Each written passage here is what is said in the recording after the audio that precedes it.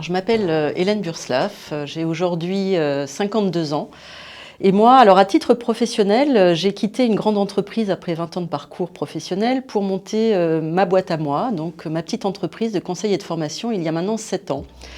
Et j'ai fait cette expérience-là après mon premier cancer qui est arrivé à l'âge de 42 ans, où j'ai donc été diagnostiquée d'un cancer du sein et où j'ai été opérée d'une tumeur et j'ai subi de la radiothérapie et une hormonothérapie.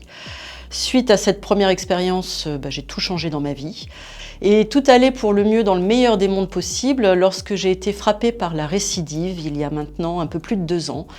Et là, c'est vraiment arrivé, comme disait mon médecin, comme un éclair dans le ciel bleu. Ça m'a fait l'effet d'un tsunami. Ça m'a mis encore plus à genoux que la première fois. Et puis, je suis rentrée à la maison après les soins et là, je me suis retrouvée toute seule face à moi-même. Toute seule avec mes questions, mes interrogations et puis le besoin que j'avais de reprendre mon activité professionnelle. Alors j'ai cherché de l'aide autour de moi, dans la région lilloise, et j'en ai pas trouvé. C'est-à-dire qu'avec grande surprise, j'ai constaté que dans les Hauts-de-France, à Lille, il n'y avait aucune structure qui pouvait m'aider à revenir à l'emploi. Alors comme ça n'existait pas, je l'ai créé. Et j'ai eu cette idée de créer une association qui accompagne au retour à l'emploi les personnes de la région touchées par un cancer du sein en particulier, mais pas que, ou la maladie plus généralement. Et ça s'appelle le coaching suspendu.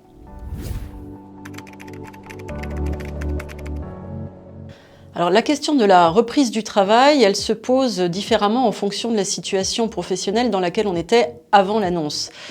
Tout dépend si on était bien dans son boulot ou pas, si on était à fond dedans ou si on le prenait plus comme une activité rémunératrice, mais peut-être avec un engagement moindre.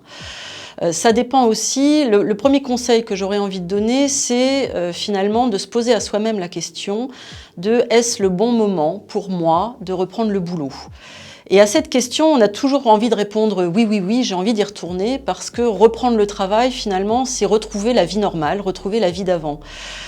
Ce que nous constatons, nous, en accompagnant pas mal de personnes, c'est que souvent il y a une pression assez forte finalement de la famille, des amis, des collègues à reprendre le boulot pour reprendre la vie d'avant, telle qu'elle était, même si la personne n'est pas tout à fait prête, ou au contraire, un mode de surprotection de non, surtout, tu es fatigué, il faut que tu continues à te reposer, donc n'y va pas. Et finalement, ce qui est le plus difficile, et ce serait mon premier conseil peut-être, c'est de vraiment prendre ce temps de la réflexion. Moi, avec moi-même, suis-je prête à reprendre le travail? Est-ce que j'en ai envie? Et est-ce que je m'en sens les capacités? Le deuxième conseil que je donnerais, c'est aussi de suivre les avis médicaux. Finalement, on a pas mal de gens autour de nous pendant les soins, mais il y a un acteur essentiel qui est notre médecin généraliste. Et notre médecin généraliste, il nous connaît, il nous suit dans le meilleur des cas, bien évidemment. Et c'est quand même le premier interlocuteur qui va être à même de discuter avec nous pour savoir si déjà biologiquement, physiquement, on est en état de reprendre le boulot. Le deuxième acteur, ça va être le médecin du travail qu'on oublie généralement. Et le médecin du travail, c'est lui qui va dire si on est prête à reprendre cette activité-là précisément, le poste qu'on avait précédemment, ou peut-être un poste auquel on pourrait postuler si on est au chômage et qu'on est aidé par les conseillers de Pôle emploi. Et c'est le médecin du travail aussi qui va estimer s'il faut une adaptation de poste ou pas. Et l'adaptation de poste, ça va être par exemple un temps partiel thérapeutique. J'ai bien dit temps partiel, c'est-à-dire c'est pas forcément un mi-temps. Souvent on parle de mi-temps, mais le temps partiel il peut aller de 20% à 90% finalement. Et c'est à nous-mêmes de voir avec le médecin et dans le dialogue avec le monde médical si on est apte ou pas à reprendre notre activité. Donc premier conseil, c'est moi avec moi-même, suis-je prête? Ai-je envie de reprendre mon boulot, ce boulot-là précisément, ou est-ce que j'ai envie de faire autre chose de ma vie? Deuxième conseil, c'est aussi d'en échanger bien évidemment avec le corps médical. Et puis le troisième conseil, c'est évidemment si on en a la possibilité d'être accompagné également par un psychothérapeute qui peut travailler avec nous la dimension plus psychologique. Le premier dispositif, quand on se pose la question du retour à l'emploi, c'est d'abord de pouvoir demander une visite de pré-reprise au médecin du travail.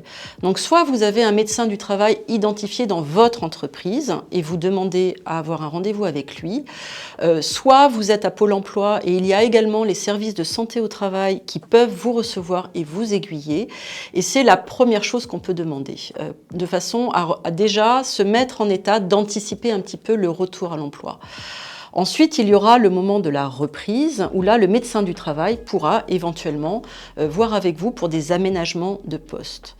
La deuxième chose à laquelle vous êtes en droit de vous attendre, c'est bien évidemment de demander un entretien de pré-reprise en anticipation du jour de votre retour, à votre manager, à votre service ressources humaines, à votre correspondant handicap ou diversité, quand il en existe un dans votre entreprise, ou à votre directeur d'entreprise, votre chef d'entreprise, si vous êtes dans une petite structure ou une structure associative.